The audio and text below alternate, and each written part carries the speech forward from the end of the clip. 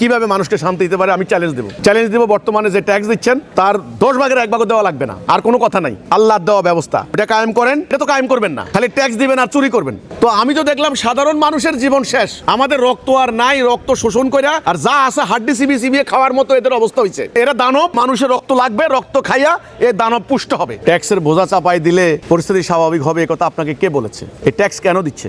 অতিরিক্ত ব্যয়, এত ব্যয়ের বোঝা আপনাকে কে নিতে বলছে? হাজার হাজার কোটি কোটি ডলার বিদেশ থেকে ঋণ আনবেন, ঋণের সুদ দিতে হয় না? তাহলে আমার কথা হলো জনগণের উপরে ট্যাক্সের বোঝা চাপিয়ে দিয়ে পরিস্থিতির উন্নতি করতে পারবেন না। এটা একটা সিন্ডিকেট কায়েম হয়েছে। পণ্যের দাম কমবে না, পণ্যের দাম আরো বাড়বে। ডলারের দাম টাকার বিপরীতে টাকার মান আরো কমবে, ডলারের দাম আরো বাড়বে। আপনি দেখেন কি অরাজকতা, সাধারণ মানুষ কিন্তু এগুলো বুঝতে পারছে না। আমি নির্দিষ্ট সরকারের কথা বলছি না, সরকারও ঘেরা কলে পড়েছেন, একটা সিস্টেমের মধ্যে আটকা, সরকারও কিছু করার নাই। এই যে সামরিক বেসামরিক আমলাতন্ত্র, বিভিন্ন ব্যয় নানান ধরনের ব্যয়, অহেতুক অনর্থক রাষ্ট্রের ভিতরে যেটা পাশ্চাত্যদের দেখা দেখি এগুলো করেছে। আপনি দেখেন, আপনি কারেন্টের বিল মানে বিদ্যুতের বিল 2000 টাকার কার্ড আপনি পাঞ্চ করেন, 400 টাকা নাই। মিটার চার্জ এটা ওটা 400 টাকা নাই। আপনি এই যে মোবাইল ফোন ব্যবহার করেন, আপনারা জানেন যে 1000 টাকার মিনিট কিনেন 300 টাকা 400 টাকা নাই। এটা আপনার থেকে নিয়ে যাচ্ছে, কিন্তু আপনি কিনতেছেন 1000 টাকা, কিন্তু ব্যবহার করবে 600 টাকা বা 700 টাকা গভর্নমেন্ট নিয়ে যাচ্ছে।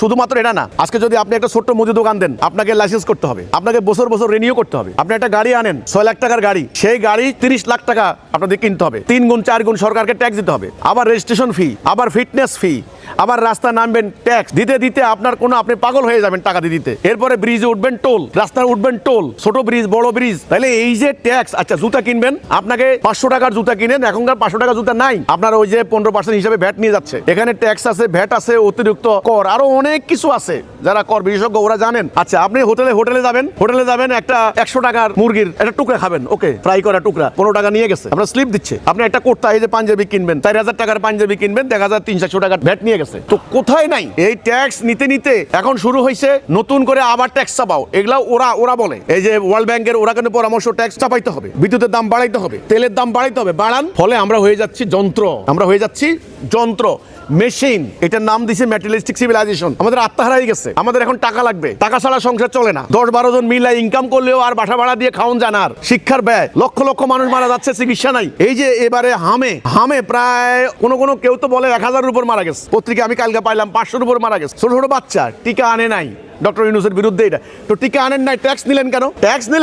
ট্যাক্স তো ঠিকই নিলেন। এই যে গরু বেচছে ঢাকা শহরে 10,000-15,000 টাকা নিচে কোনো হাসিল নাই, হাসিল ছাড়া কোনো গরু যাইতে পারে নাই, বাজারে ঢুকাইছে এটুকু জায়গার জন্য তাদেরকে ভাড়া দিতে হয়েছে। তো আমি তো দেখলাম সাধারণ মানুষের জীবন শেষ, আমাদের রক্ত আর নাই, রক্ত শোষণ করে আর যা আছে হাড্ডি চিবিয়ে খাওয়ার মতো এদের অবস্থা হয়েছে। কারণ এই রাষ্ট্রটা একটা দানবে পরিণত হচ্ছে, একটা দানবে। আমি সুনির্দিষ্ট ব্যক্তি দলকে দায়ী করব না, আমি দায়ী করব সিস্টেম, রাষ্ট্র ব্যবস্থা। এটা একটা মেকানিজম, এটা একটা যন্ত্রে পরিণত হয়েছে। এখন এরা দানব, আমরা হইলাম মানুষের রক্ত লাগবে, রক্ত খাইয়া এ দানব পুষ্ট হবে। আমার কথা হচ্ছে এটা। আপনি প্রশ্ন করলেন, একটা প্রশ্নেরও মানে ইয়েতে অনেক কথা আসে। ট্যাক্স আরো বাড়ান। মানুষ জীবন ধারণ করার জন্য আগে সপ্তাহে 2 দিন রুজি করেও সংসার চলতো, এখন সপ্তাহে 7 দিন না, এই 7 দিন 12 ঘন্টা করে ইনকাম করলেও সংসার চালানো কষ্ট হচ্ছে। আপনি যান গ্রামে, মানুষের জমানো টাকা নাই, মানুষের জমা কিছু নাই, আর প্রতিটা পরিবার ঋণগ্রস্ত।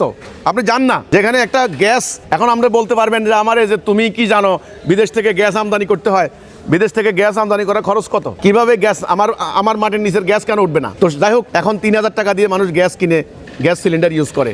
তো এত ব্যয়ের মধ্যে চিকিৎসা ব্যয় দিতে হয়, শিক্ষা ব্যয়, মানুষ মরিয়া, নানান ব্যয়, এখন নতুন করে আবার ট্যাক্স বসাবেন। তো বসান, আমার কোনো কথা নাই। সরকার নামক একটা সিস্টেম জনগণের উপর আছে, ট্যাক্স দিতে হবে ভাই, আপনি বাঁচতে পারবেন না। অথচ রাষ্ট্র গঠনের মূল কথা ছিল মানুষকে শান্তি দেওয়া।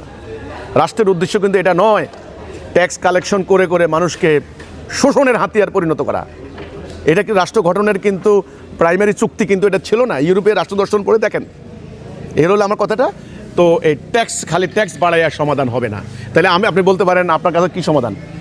সিস্টেমটা বাদ দেন, সিস্টেম বাদ দিয়ে দেখেন আল্লাহর দেওয়া ব্যবস্থা কিভাবে মানুষকে শান্তি দিতে পারে আমি চ্যালেঞ্জ দেব বর্তমানে যে ট্যাক্স দিচ্ছেন তার 10 ভাগের 1 ভাগও দেওয়া লাগবে না, আর কোনো কথা নাই। আল্লাহর দেওয়া ব্যবস্থা এটা কায়েম করেন, এটা তো কায়েম করবেন না, খালি ট্যাক্স দিবেন আর চুরি করবেন। আর বড় লোক যারা আছে অনেকে, আমি সবাইকে বলছি না কিন্তু সাবধান, কেউ আছে 100 কোটি টাকা সরকারকে ভ্যাট ট্যাক্স নানানভাবে দেওয়ার কথা, সেখানে দামি দামি উকিল রাখছে, ভ্যাটের উকিল, ট্যাক্সের উকিল, খুবই মারপ্যাচ জানে, 5 কোটি টাকা দিয়া আর 95 কোটি টাকা মাইর।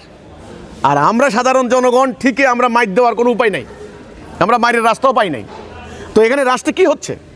এখানে অনৈতিক চর্চা মানে অন্যায্য কার্যক্রম করার রাস্তা খুলে দেওয়া হয়েছে। এই হচ্ছে আমার কথাটা। সুতরাং ট্যাক্স বৃদ্ধি করে শান্তি আনতে পারবেন না, চলমান বিদ্যমান ব্যবস্থা পরিবর্তন করতে হবে।